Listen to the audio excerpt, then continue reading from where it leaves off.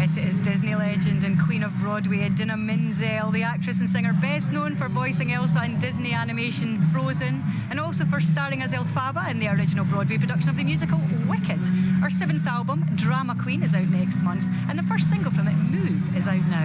She is in the UK. I caught up with her earlier, and I heard all about it. We'll talk about the new single, and of course the album as well. But first, I have to ask you, I mean, there are many incredible outfits in the video for Move, but the rainbow sequined outfit in particular is awesome. Do you love that as much as I do?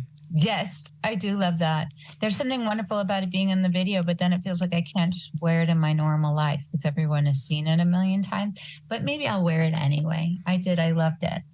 If you feel like you can't wear it and you're looking for someone to take it off your hands, can I put myself first in the queue? But I don't know, it's very plunging neckline, and I don't know what you've got going on there since I can't see you, but you might have to tape yourself in if you want it to be a true plunging neckline. There's a lot going on that you couldn't see there. Rest assured, I'll make it work. Okay, I'm going to hold you to this. And what a video it is. It's wonderful. The other thing about that rainbow sequined party outfit is that in many ways it captures the spirit of your single Move, doesn't it? It's a celebration of your fans. It feels like a party. It absolutely pays tribute to the LGBTQ plus community. It's all in there, in one garment, in one song. Yeah, in one garment. Look, I wrote it from my own experience, but I do hope that in being true to the details of my life and the things that I contend with, that it resonates with a larger audience, of course. And it's been wonderful that the album is being released during Pride, because I've been able to get on stage and express my gratitude to the LGBTQ plus community for always inspiring me to live my life authentically and courageously as they do. And so I stand up there on stage at these Pride events and we're dancing and we're singing, but I feel really moved and emotional much of the time that I'm up there. It sounds very much like the collective element of that is important to you, Idina. You're obviously known and loved around the world for your film work, but you are also hugely loved on stage, and you're very much a live performer. And was that an energy and a dynamic, that sense of collective spirit that you have with your audience, was that something that inspired Move and the record that you ended up making? Yes, actually, no disrespect to some of the grand, incredible, historic places that I've been lucky to perform in. One of the most fun shows I've done and continue to do, which I did last week at 1 a.m. at Heaven, GAY. Whenever I come to London, I go to the club at 1 a.m. and I surprise everyone and I do a whole show there. And there's nothing like that energy where there are 1,000 people pressed up against the stage, so much so I could actually stage dive if I wanted to. And we sing and we dance and we cry together and we reminisce together. And I said to myself when I was home thinking about what kind of music I wanted to make next, that I wanted to make music that I could continue to bring back and share with that audience. And because the music feels like such a celebration, it was just the perfect culmination of music and the time and everything. Yeah.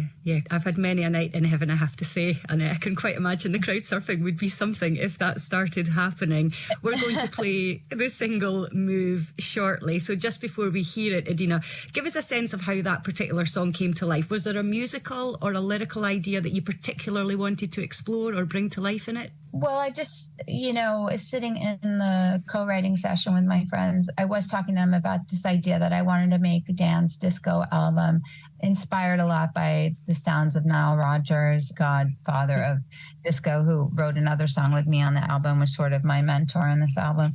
But that, it feels really natural to me to be a really big melodic singer and to do this kind of music.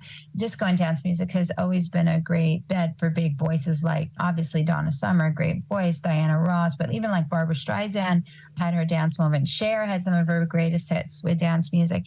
And so it felt really great for me to do that. And then I just said thematically, I wanted to tell people this wasn't going to be, a big ballad. You don't have to behave and be polite. You can get up and dance and celebrate and move with me. And I also feel like the lyrics, if you listen closely, they're really about not just literally dancing, but telling someone to move out of your way, that you're not going to be in their shadow anymore. Exactly. It's your turn in the spotlight, under the disco ball, becoming the disco ball. Let's hear the single now. This is Move, the new record from my guest, Idina Menzel.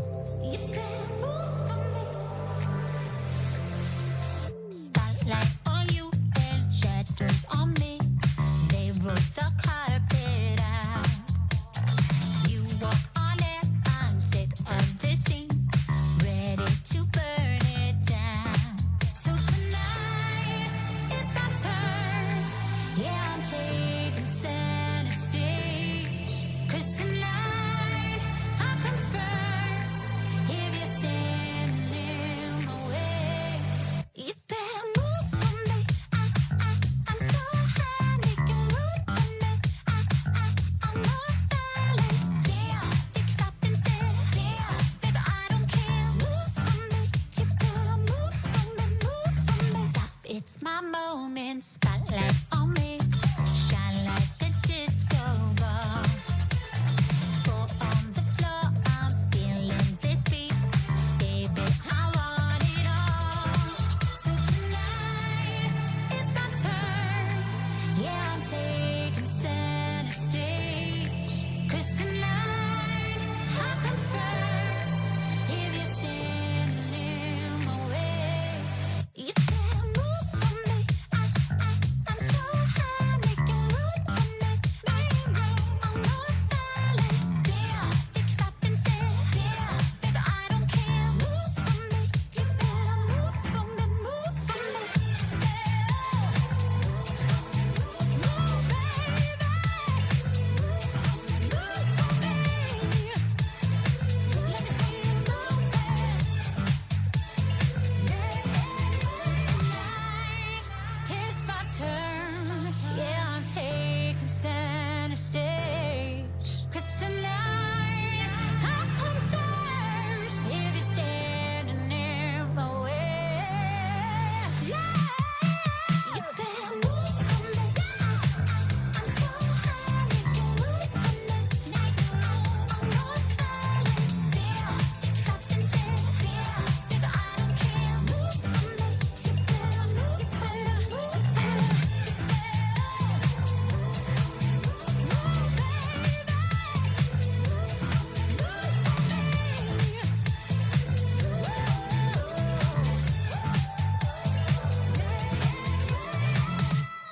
There you go, the fabulous Move. That is the new single from Idina Menzel, who is with me now. It's taken from her forthcoming album, Drama Queen, which is out next month. Idina, let's talk about that album title, Drama Queen. It's perfect. Was that always going to be the name of the album? Yeah, I think it was. It felt like a really good title for a disco album, but honestly, it's really my reclaiming of the word, because I think there's something wonderful about having big feelings, being passionate and fiery and even really sensitive and vulnerable. And all those things make us who we are, make us interesting individuals. I also think it's just an excuse to have a huge party to celebrate your voice and the music you're making. You touched on the fact that Nile Rodgers worked with you on this album. You called him a mentor. How long have you known him? How did that collaboration come together? I've worked with him through the years. He music directed a couple of things that I was performing in. And so I knew when I was contemplating making this album that I sort of wanted his blessing. I wanted him to work with me. I wanted to see what he thought of it. And he said, absolutely, this makes perfect sense. And he's just an incredible composer and songwriter. Then he produced, for Madonna and tons of people. And then he's had his renaissance now where this younger generation has discovered him and they want him to play and write with him on everything. So by him telling me it was a good choice, that I was on the right path. From the king of funk and disco and pop himself. Yeah. That's quite an accolade. Jake Shears from the Scissor Sisters, you worked with him as well. How long have you known him? He's a character, and again, what a voice. new best friend in my life. I knew that I really wanted to work with him. So I asked for it to be sort of set up, and it came together, and we got into a studio in London with new best friend, Jim Elliott, as well, producer. We only had one day slated in, and we wrote our song Dramatic. And we all just fell in love with each other. And then Jim Elliott had to get back to Wales to his daughters and his wife, like a nice, good family man. And Jake said, well, I'm not done. We're not done. Can we come back with you? And he said, okay, I'll tell my wife to put some dinner on. And so we went back to his house and wrote a whole other song. And Jake and I finished the lyrics to Dramatic in the car ride up there. We wrote two of my most favorite songs on the album together. I just love that captures the spirit of how the record feels. So you're in the studio and it's time to go home, but you're still wanting to do it. It's like going to the party after the party. You never want it to end. Exactly. Well, you never know exactly how you'll feel in those collaborations, you know, and in order to write good music, you have to make yourself vulnerable, and quite often you don't know the person.